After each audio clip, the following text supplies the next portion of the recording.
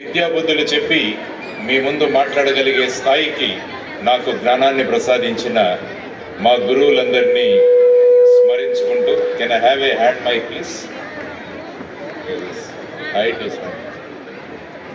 Hand mic.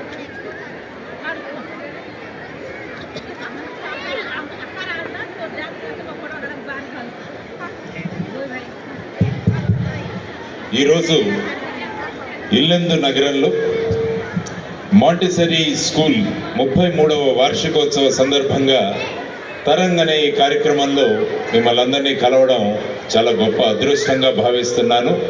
మీ అందరికీ స్వాగతం పలుకుతున్నాను.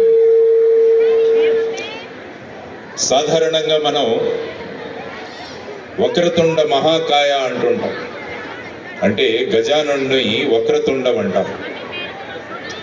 కానీ ఇక్కడికి వచ్చిన తర్వాత నాకు నెడము తుండం గారు కలిశారు. వక్రతుండ మహాకాయ అని వ్యాసుడు మహాభారతాన్ని చెబుతుంటే వక్రతుండుడైన వినాయకుడు మహాభారతాన్ని రచించి మనందరికీ అందించి దానిలో ఉన్న భగవద్గీత ద్వారా సమాజంలో మార్పు తీసుకురావడానికి ఒక అద్భుతమైన పని చేసిన వక్రతుండు ఆయన అవుతే, ఈ పరిసర ప్రాంతాల్లో బ్రహ్మాండమైన విద్య అందించాలని ఎక్కడ కేరళ, ఎక్కడ ఆంధ్రప్రదేశ్, ఎక్కడ ఇల్లందు, చూడండి ఆ మహానుభావుడు అక్కడి నుంచి వచ్చి ముదినేపల్లి అనే గ్రామంలో అక్కడ ఉండి అక్కడ స్కూల్ ఏర్పాటు చేసి ఆ తర్వాత ఇక్కడికి వచ్చి స్కూళ్ళు ఏర్పాటు చేశారు. అంటే దార్శనికులు ఎప్పుడు ఎలా ఉంటారంటే, విజనరీస్ ఎలా ఉంటారంటే, చాలామంది డబ్బులు సంపాదించగానే రియల్ ఎస్టేట్లో ఏదైనా కొనుక్కుందాం, బంగారం కొనుక్కుందాం, మన పిల్లలకు పోగు చేద్దామని ఆలోచిస్తారు. కానీ దార్శనికులు ఎప్పుడూ కూడా సమాజం గురించి ఆలోచిస్తారు, విద్య మీద వాళ్ళు కాన్సన్ట్రేట్ చేస్తారు అన్నది మీకు చరిత్ర చూస్తే తెలుస్తుంది. కేఎం మున్షి భారతీయ విద్యాభవన్లు స్థాపించారు. అరబిందో ఆయన స్కూల్స్ స్థాపించారు. జిడ్డు కృష్ణమూర్తి ఆయన స్కూల్సే స్థాపించారు. కాబట్టి దార్శనికులు ఎవరైతే ఉన్నారో వాళ్ళు ఎప్పుడు కూడా విద్యకు ప్రాధాన్యం ఇస్తారు. అది తెలుసుకొని జోస్ నెడంతుండం గారు ఈ ప్రాంతాలలో ఇటువంటి అద్భుతమైన విద్యా సంస్థలు ఏర్పాటు చేయడం అన్నది మనందరం కూడా ఆయన అభినందించాల్సిన విషయం. ఈరోజు మీ పిల్లలందరూ చక్కగా చదువుకుంటూ చూసాం, ఈ కాలేజీలో చదివిన పిల్లలు, ఈ స్కూల్లో చదివిన పిల్లలు ఏ విధంగా మాట్లాడారన్నది మీకు స్క్రీన్ మీద కనిపించింది. కాబట్టి అటువంటి వ్యక్తికి మీరందరూ ఒకసారి చప్పట్లు కొట్టండి ఒకసారి. ఎందుకంటే ఈ మధ్య చప్పట్లు కొట్టడం తగ్గిపోయింది జనాల్లో. మనం చెబితే కానీ చప్పట్లు కొట్టట్లేదు. మొన్న ఒక మీటింగ్కి వెళ్ళాను, వెళితే వాళ్ళు ఒక మెషిన్ చూపించారు, అది చప్పట్లు కొట్టే మెషిన్ అంటే జనాలు చప్పట్లు కొట్టడం మానేశారు కాబట్టి మెషిన్ని పెట్టి చప్పట్లు కొట్టిస్తున్నారు. అంటే మీ పిల్లల కోసం తను ఎక్కడి నుంచో వచ్చి ఇక్కడ స్కూల్ ప్రారంభించి మీ పిల్లల భవిష్యత్తును అద్భుతంగా తీర్చిదిద్దుతున్న ఆ వ్యక్తిని మనం ఎన్ని చప్పట్లు కొట్టినా కూడా తక్కువే ఆ మహానుభావుడికి. ఈరోజు ఇక్కడికి వచ్చిన తర్వాత ఒక అద్భుతమైన వ్యక్తిని కలిసినా అన్న ఒక అభిప్రాయం నాలో ఏర్పడింది. ఎంత చక్కగా పిల్లలు ఆయన బయోపిక్ చూపించారు ఇక్కడ, ఆయన చిన్నతనం నుంచి ఎలా పైకి వచ్చారు అన్నది. ఇటువంటి వారందరూ కూడా మనకు స్ఫూర్తి కావాలి అన్నది చాలా ప్రధానమైన అంశం. కాబట్టి I'm extremely happy sir for meeting A giant personality like you, and also I learn lot of things from you. చాలా నేర్చుకున్నాను మీ దగ్గర నుంచి ఈరోజు.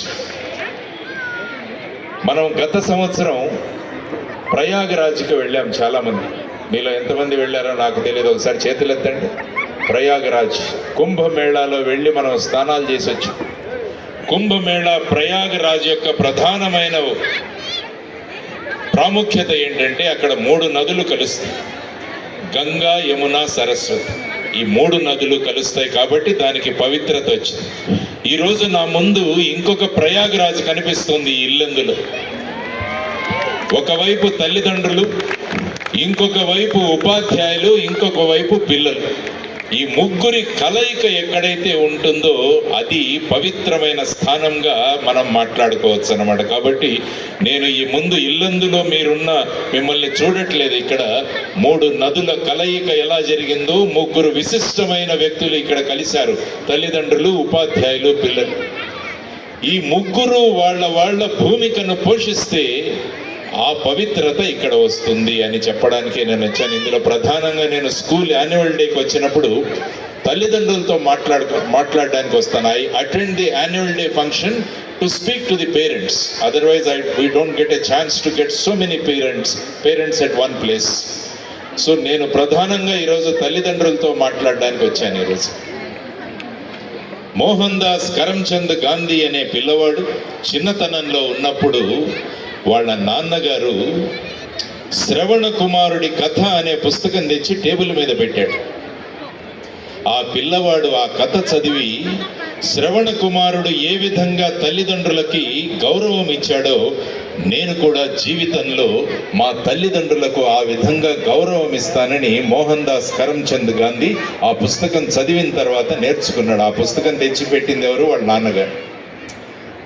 మోహన్ దాస్ కరమ్చంద్ గాంధీని వాళ్ళ నాన్నగారు కరమ్చంద్ గాంధీ పుష్ప సినిమాకు తీసుకువెళ్ళాలి.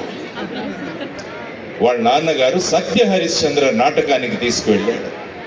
వెళ్ళి సత్య హరిశ్చంద్ర నాటకం చూసిన తరువాత మోహన్ దాస్ కరమ్చంద్ గాంధీ జీవితంలో నిర్ణయించుకున్నాడు, నేనెప్పుడు కూడా అబద్ధమాడనని. అది తండ్రి పాత్ర. మనం ఏం చేస్తున్నాం? పిల్లలతో కూర్చొని బిగ్ బాస్ చూస్తున్నాం. మనం ఏం నేర్పిస్తున్నాం పిల్లలకి? ఆ సీరియల్ చూసి ఏమి సంస్కారం నేర్పిస్తున్నాం అనేది తల్లిదండ్రులు ఒక్కసారి ఆలోచించండి. మన భూమిక మనము పోషించకుంటే మన పిల్లలు వీళ్ళు చక్కగా చదువు చెబుతారు, కానీ వీళ్ళు చదువు చెప్పాల్సిన బాధ్యత నడంతుండం గారు, వాళ్ళ టీచింగ్ అసిస్టెంట్స్, మిగతా లెక్చరర్స్, ప్రిన్సిపల్ అయితే వాళ్ళు చదువు చెప్తే సంస్కారం నేర్పించాల్సిన బాధ్యత మీది. వీళ్ళు విద్య చెబితే వినయం నేర్పించాల్సిన బాధ్యత మీది. కాబట్టి మీరు పిల్లలకు వినయం, సంస్కృతి, సంస్కారం నేర్పకుంటే ఏమవుతుందంటే వాళ్ళందరూ కేవలం చదువుకున్న వాళ్ళు అవుతారు. మనకు సమాజానికి కావాల్సింది విద్యావంతులు కావాలి. కేవలం చదువుకున్న వాళ్ళని ఏమంటారో తెలుసా? సంస్కృతంలో సాక్షరా అంటారు. సాక్షరా ఒక్కసారి తిప్పి చదవండి. సాక్షరాను సాక్షరా తిప్పి చదివితే ఏమవుతుంది? రాక్షస అవుతుంది. కాబట్టి కేవలం చదువుకున్న వాళ్ళు సమాజంలో రాక్షసులుగా తయారవుతారు. ఈరోజు చూడండి, నేను సిబిఐలో పనిచేసినప్పుడు ఎన్నో ఆర్థిక నేరాలను ఇన్వెస్టిగేట్ చేశాను. మా ముందు కూర్చున్న వాళ్ళంతా కూడా పెద్ద పెద్ద కాలేజీల్లో చదివిన వాళ్ళు, పెద్ద పెద్ద యూనివర్సిటీల్లో చదివిన వాళ్ళు. ఏం చేశారు? ఫైనల్గా వచ్చి ఆర్థిక నేరాలు చేశారు. అంటే వాళ్ళు కేవలం చదువు నేర్చుకున్నారు, చదువుకున్నారు, సాక్షరులుగా మారారు, కానీ వాళ్ళు విద్యావంతులుగా అవ్వలేదు. దానికి కారణం వాళ్ళ తల్లిదండ్రులు ఆ పిల్లలకు కావలసిన సంస్కారాన్ని ఇవ్వలేదు. కాబట్టి వాళ్ళు ఎంత పెద్ద స్కూల్లో చదువుకున్నా, ఎంత గొప్ప స్కూల్లో చదువుకున్నా వాళ్ళు ఆ విధంగా తయారయ్యారు. ఆలోచించండి మీరు కూడా. మన పిల్లలతో మనము ఏ విధంగా మన సమయాన్ని వాళ్ళకి ఇస్తున్నామన్నది ఒక్కసారి ఆలోచించండి. పిల్లలకు మనం ఏం చూపిస్తున్నామన్నది ఆలోచించండి. మీ బాధ్యతను మీరు పక్కకు పెట్టకూడదు అని చెప్పడానికే నేను యాన్యువల్ డేకి వస్తుంటాను. బేసిక్ వారి బ్రహ్మాండంగా చేస్తున్నారు వాళ్ళు. ఈరోజు పిల్లలు ఎంత చక్కగా చేశారు చూడండి. ఈరోజు మా వంశీ ఎంత చక్కగా అందరితో బ్రహ్మాండమైన శ్రీనివాస కళ్యాణం, మిగతా కార్యక్రమాలను అద్భుతంగా ఇక్కడ వేశారు. సంవత్సరానికి ఒకసారి ఆ విధంగా యాన్యువల్ డే చూపిస్తే మీరు ఎంత ఆనందపడ్డారో, మరి మీ దగ్గర ఉన్న పిల్లలకు అవన్నీ చెబుతున్నారా మీరని ఒక్కసారి ఆలోచించండి. మన పిల్లలతో పిల్లలు పడుకోబోయే ముందు వాళ్ళు ఏం చేస్తున్నారని నేను పిల్లల్ని అడిగితే పిల్లలు ఏమంటారంటే, మేము సిఐడి క్రైమ్ పెట్రోల్ చూసి మా తల్లిదండ్రులతో పాటు చూసి పడుకుంటున్నాం అంటున్నారు. ఏం చూస్తున్నారు? ఈ సిఐడిలోను క్రైమ్ పెట్రోల్లోను మన కుటుంబ వ్యవస్థను నాశనం చేసేది ఈ క్రైమ్ పెట్రోల్. మన పిల్లలకు నేరాలు నేర్పించేది సిఐడి. ఈ రెండు మీరు పిల్లలతో పాటు కూర్చుంటే వాళ్ళకి ఏం కలలు వస్తున్నాయో ఆలోచించండి. వీళ్ళెవరినో చంపేసినట్టు, వీళ్ళని ఎవరో చంపేసినట్టు, వీళ్ళు అరెస్ట్ అయినట్టు, రాత్రి నిద్ర సరిగా పోకుండా స్కూల్కి వస్తున్నారు పిల్లలు. దానికి బదులుగా పిల్లలు పడుకోబోయే ముందు ఒక మంచి మంచి కథను ఒకటి చదివి చెప్పండి పిల్లలకు. ఎంత ఆనందంగా నిద్రపోతారు, ఎన్ని విలువలు వాళ్ళు నేర్చుకుంటారు. హనుమంతప్ప కథ చెప్పండి, హనుమంతప్ప కథ చెప్పండి. హనుమంతప్ప కర్ణాటకలో 10వ తరగతిలో 11th ర్యాంక్ వచ్చింది ఆ పిల్లవాడి. ఆ పిల్లవాడి దగ్గర డబ్బులు లేనందువల్ల ఆ పిల్లవాడు చదవడం మానేస్తాను అంటే అది పేపర్లో, మా పేపర్లో ఉన్న మా పత్రికా విలేకరులు పేపర్లో రాస్తే సుధామూర్తి గారు ఆ పిల్లవాడిని పిలిపించారు. నేను డబ్బులు కడతాను, నువ్వు చదువుకో బాబు అంటే వాడు టీచర్ కావాలనుకున్నాడు హనుమంతప్ప. వెళ్ళి బళ్ళారిలో ఉన్న టీచర్ ట్రైనింగ్ ఇన్స్టిట్యూట్లో చేరతాడు. నెలకు ఎంత ఖర్చు అవుతుందంటే ఆ పిల్లవాడు 300 రూపాయలు ఖర్చు అవుతుందన్న. కాబట్టి ఆ మహాతల్లి ఒక్కొక్క సెమిస్టర్కి ఆ పిల్లవాడి అకౌంట్లో 1800 రూపాయలు వేయడం మొదలుపెట్టింది. ఒక సెమిస్టర్ అయిపోయింది, 2వ సెమిస్టర్ మొదలైంది, 1800 రూపాయలు ఆ పిల్లవాడి అకౌంట్లో వేసింది. 3 నెలల తరువాత హనుమంతప్ప సుధామూర్తి గారికి లెటర్ రాస్తాడు. సుధామూర్తి గారు, మీరు ఇస్తున్న డబ్బులతో నేను చదువుకుంటున్నాను, నేను మీకు కృతజ్ఞుడు అని ఆవిడ లెటర్ చదువుతుంటే అందులోంచి 600 రూపాయలు కింద పడతాయి. సుధామూర్తి గారు ఆశ్చర్యపోతారు, ఈ పిల్లవాడి దగ్గర డబ్బులు లేవు, నేను డబ్బులు ఇస్తే చదువుకుంటున్నాడే, మరి 600 రూపాయలు ఎందుకు పంపించాడు ఈ పిల్లవాడంటే ఆ పిల్లవాడు హనుమంతప్ప రాస్తాడు లెటర్లో, మాకు 2వ సెమిస్టర్లో 2 నెలలు మాకు సెలవులు ఇచ్చారు, దానివల్ల ఈ 2 నెలలు నేను ఇంటికి వచ్చేసాను కాబట్టి నాకు 600 రూపాయలు ఖర్చు అవ్వలేదు, ఆ 600 రూపాయలు మీకు పంపించేస్తున్నానని అతను రాస్తాడు లెటర్లు. ఇవి మనకు చెప్పాల్సిన కథలు పిల్లలకి, ఇవి మనం చెప్పాల్సిన కథలు పిల్లలకి. పిల్లలు ఏం నేర్చుకుంటారు? నేను అవినీతి చేయకూడదు, నాకు ఎవరైనా సహాయం చేస్తుంటే దాన్ని నేను మళ్ళా తిరిగి ఇవ్వాలని మీ పిల్లలు నేర్చుకుంటారు. మనమేం చూపిస్తున్నాం? సిఐడి చూపిస్తున్నాం, క్రైమ్ పెట్రోల్ చూపిస్తున్నాం, విచిత్రమైన సీరియల్స్ చూస్తున్నాం మనం. కాబట్టి తల్లిదండ్రులకు నేను ఇక్కడ చేస్తున్న విన్నపం ఏంటంటే, అందరూ తల్లిదండ్రులు మన ఇంట్లో ప్రైమ్ వీడియో ఉందా, మన ఇంట్లో నెట్ఫ్లిక్స్ ఉందా, మన ఇంట్లో హాట్స్టార్ ఉందా, మన ఇంట్లో ఆహా ఉందా, ఇవి చూస్తున్నారు కానీ మన ఇంటిలో ఒక లైబ్రరీ ఉందా అని ఎప్పుడైనా ఆలోచించారా? మీరు ఒక్కసారి ఆలోచించండి. కాబట్టి ఈరోజు మీ అందరికీ చేస్తున్న ప్రతిపాదన ఏంటంటే, వచ్చే సంవత్సరం నేను ఖచ్చితంగా మళ్ళా యాన్యువల్ డే ఫంక్షన్కి వస్తాను సార్ నెడుంతున్నాం గారు. అప్పుడు మనం చూద్దాం ఇల్లందులో ఈ స్కూల్లో పనిచేసి చదువుతున్న పిల్లల ఇంటిలో ఎన్ని ఇళ్లలో లైబ్రరీలు ఏర్పాటు చేశామన్నది ఒక ఛాలెంజ్గా మనం అంతా పెట్టుకున్నాం. సిద్ధంగా ఉన్నారా పేరెంట్స్ అందరూ? ఎస్, మన ఇంటిలో లైబ్రరీ ఉండాలి, మన పిల్లలు చదవాలి, వాళ్ళను చదివించేటట్టుగా మీరు కూర్చోవాలి. మీరు కూర్చోకుంటే వాళ్ళు మొబైల్ ఫోన్లో పట్టుకుంటారు, మొబైల్ ఫోన్ వాళ్ళని తినేస్తారు. ఇంతకుముందు మనమంతా కూడా ప్లే గ్రౌండ్లో ఆడిన జనరేషన్ మనదంతా, కానీ ప్రస్తుత జనరేషను ఫోన్తో ఉన్న జనరేషన్గా మారిపోయింది. దానికి కారణం వాళ్ళు కాదు, మనం వాళ్లకు దానికన్నా మంచి విషయాలు, గొప్ప విషయాలు చెప్పడానికి మనం సన్నిహితంగా లేము కాబట్టి వాళ్ళు దాన్ని పట్టుకుంటున్నారు. వెళ్ళి మీ అందరి కంప్లైంట్ కూడా అదే, మా పిల్లలు మొబైల్ వదలట్లేదు, మొబైల్ వదులు అని చెప్పి. ఎలా వదులుతారు?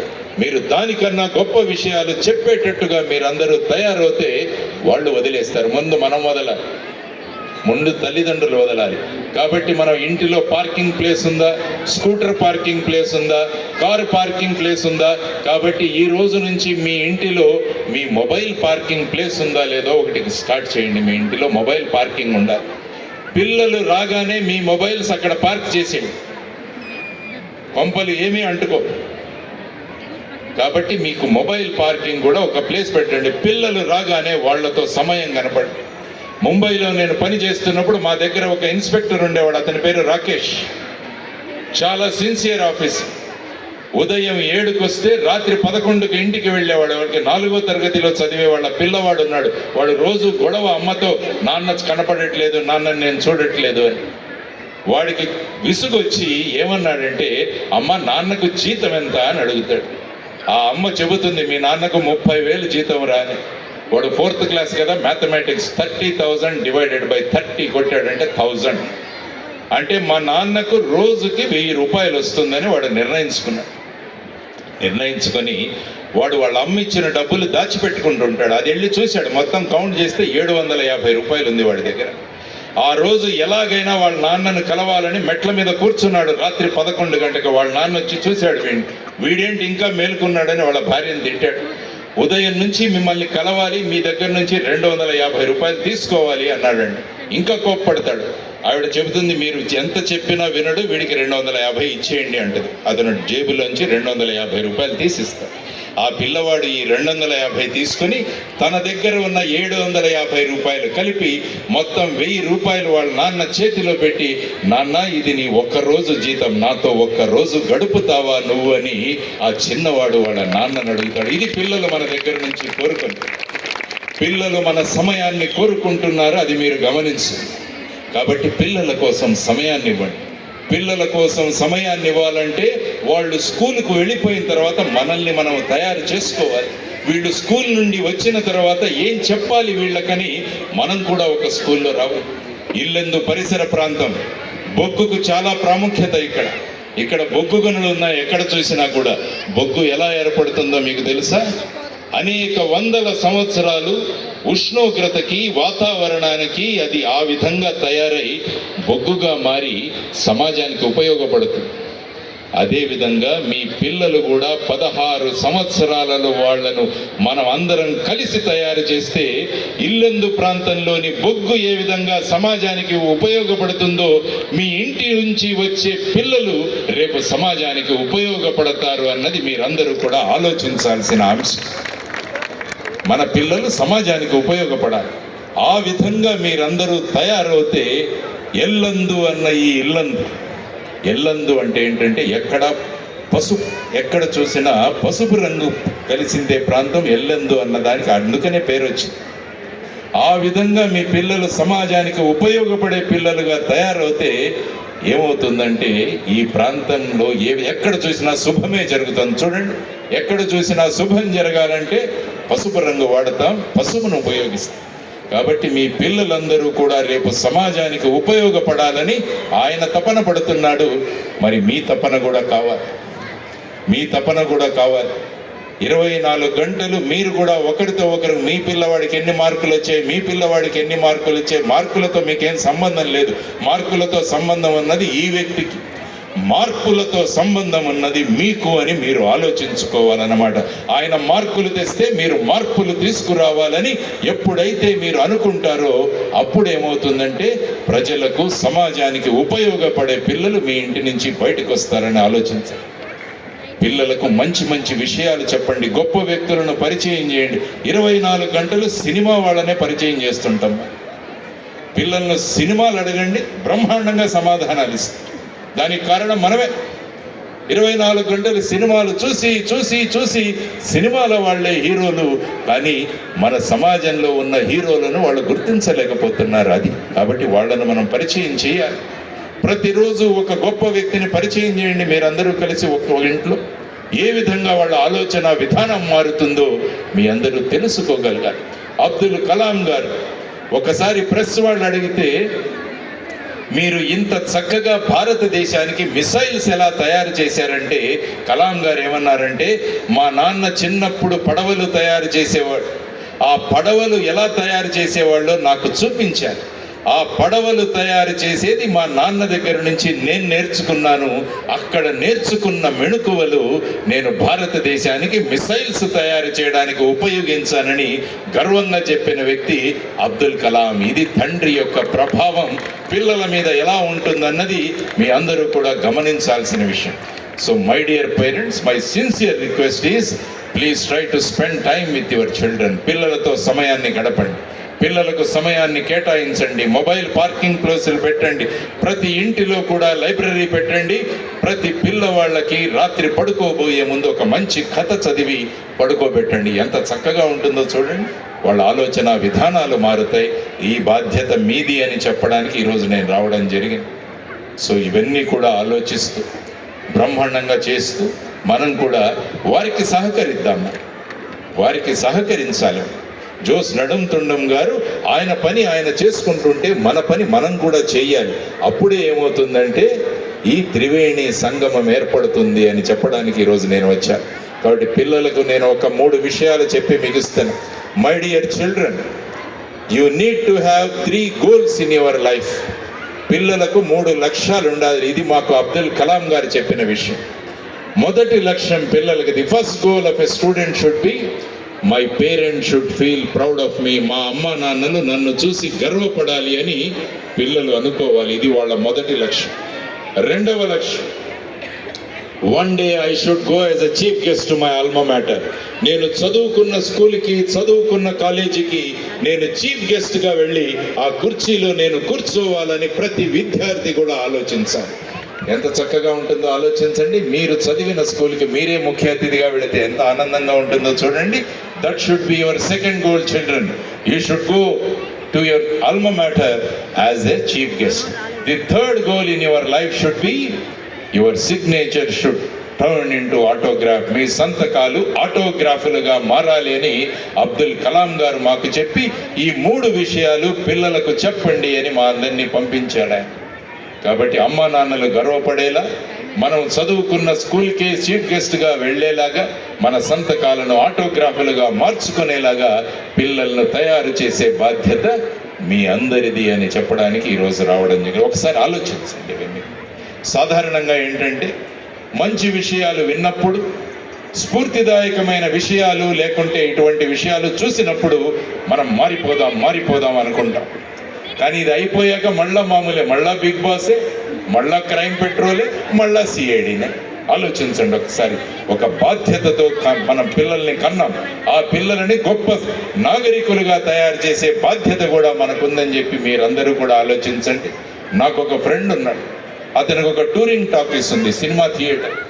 ఒకసారి నాకు ఫోన్ చేశాడు. 20,000 పంపించరా అన్నాడు. ఎందుకు అని అడిగాను. మా థియేటర్లో శ్రీమంతుడు అనే ఒక సినిమా వచ్చింది అన్నాడు. నేను చెప్పాను, నేను కూడా చూశాను ఆ సినిమా, మంచి సినిమా. అందులో హీరో వెళ్ళి గ్రామాలను దత్తత తీసుకుంటాడు, తన సొంత గ్రామాన్ని దత్తత తీసుకుంటాడు. అతను అన్నాడు, అది కరెక్టే.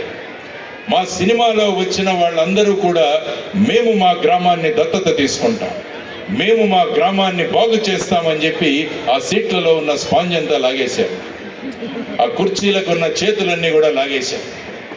మళ్ళా 2 సంవత్సరాల తర్వాత మా ఫ్రెండ్ ఫోన్ చేశాడు. ఏరా అంటే 60,000 పంపించు అన్నాడు. ఏమైంది అంటే ఈసారి మహర్షి అన్న సినిమా వచ్చింది అన్నాడు.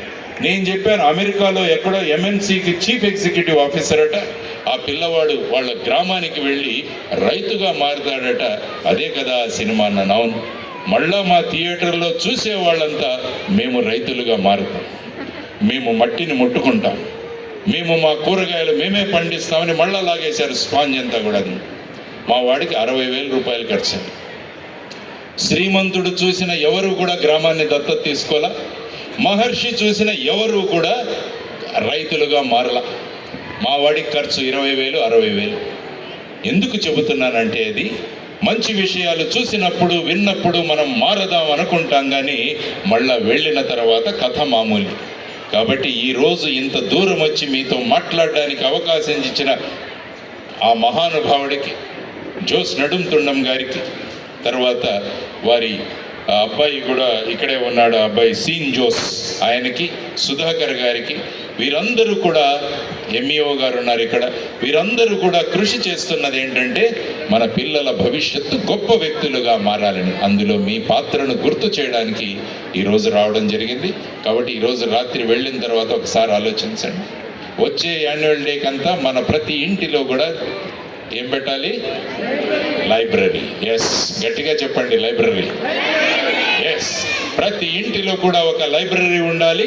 ఇల్లందును చూసి మిగతా తెలంగాణ రాష్ట్రం, ఆంధ్రప్రదేశ్, మొత్తం భారతదేశమే ఒక రోల్ మోడల్గా ఈ ప్రాంతం తయారు కావాలని నేను మనస్ఫూర్తిగా కోరుకుంటూ, I'm very extremely thankful to you sir for giving me this wonderful opportunity. మా మిత్రులు వెంకటేశ్వరరావు గారు కూడా ఇక్కడ ఉన్నారు.